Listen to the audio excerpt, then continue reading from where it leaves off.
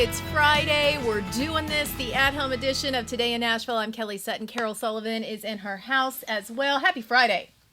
Happy Friday. I'm ready for it. I've been trying to keep a structure through the week with this whole school thing. This is where people who are organized really win, I've decided. Kelly, you and I have talked about how the people of the Pinterest boards, of the schedules, and you're going to do this.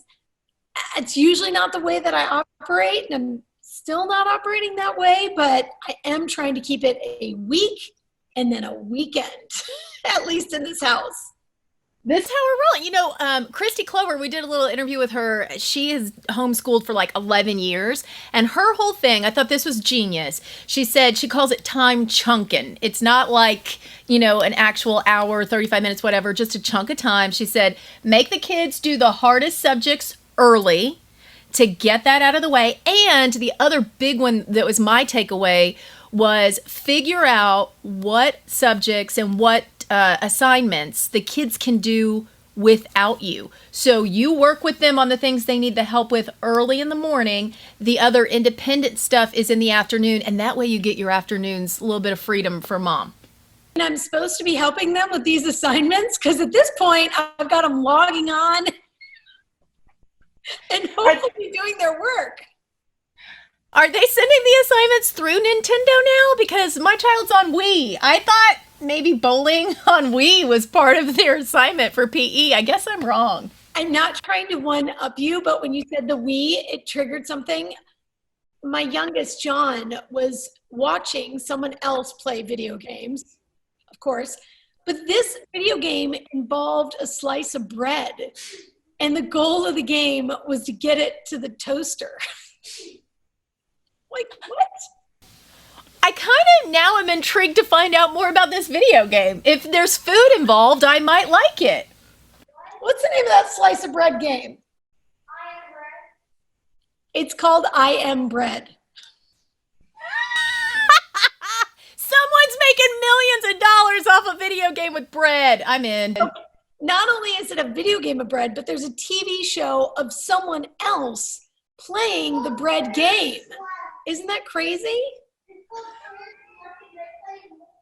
It's called Player Select. There you go. I Am Bread.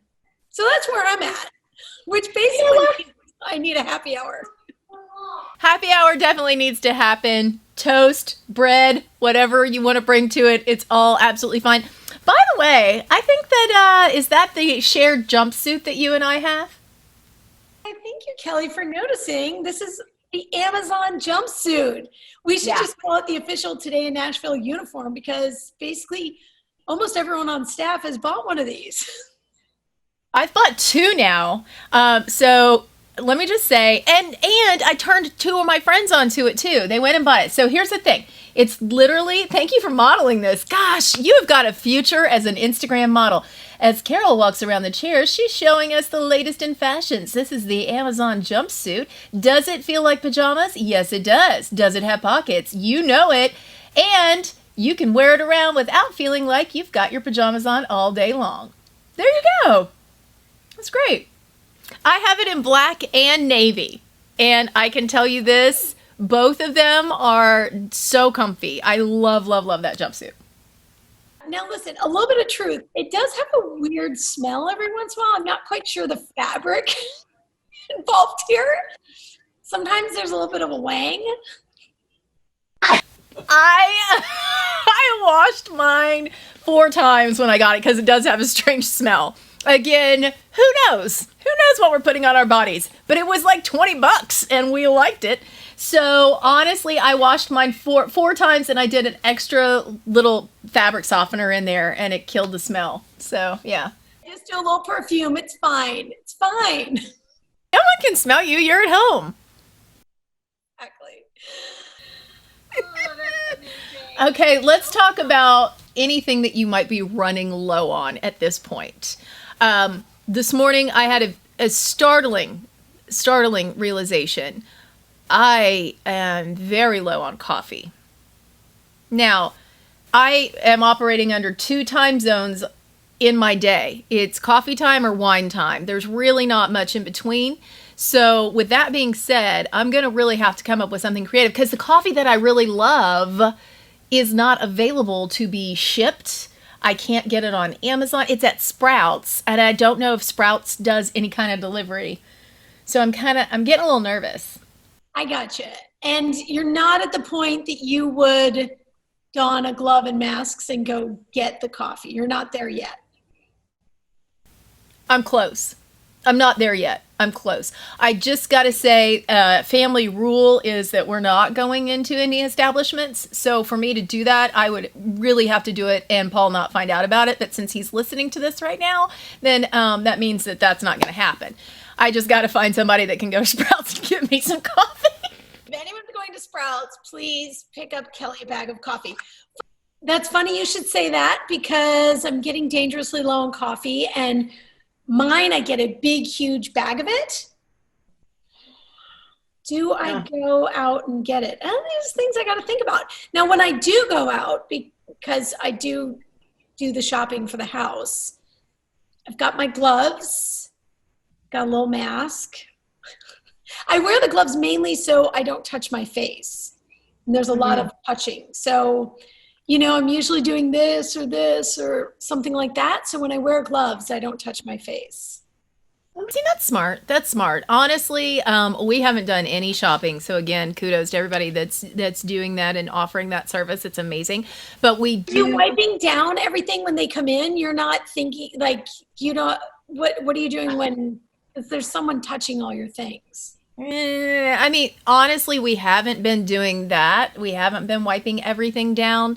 The perishable things I will bring in and put away. But if it's kind of a non-perishable, we might let it sit in the car for a little bit and just, let the germs die out. I do throw away all of the bags immediately. So anything that comes in a bag. And that was the thing. I brought this up once before, but listen to an amazing, amazing podcast that just talked about the best way to handle any kind of delivery or any kind of takeout food.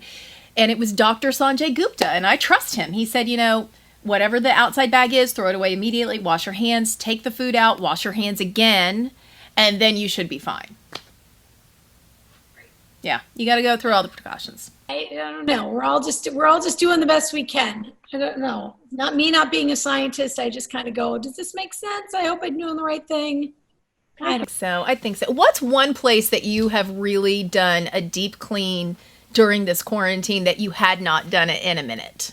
Is there a spot? No, nothing. What? My house is dirtier. Deep clean?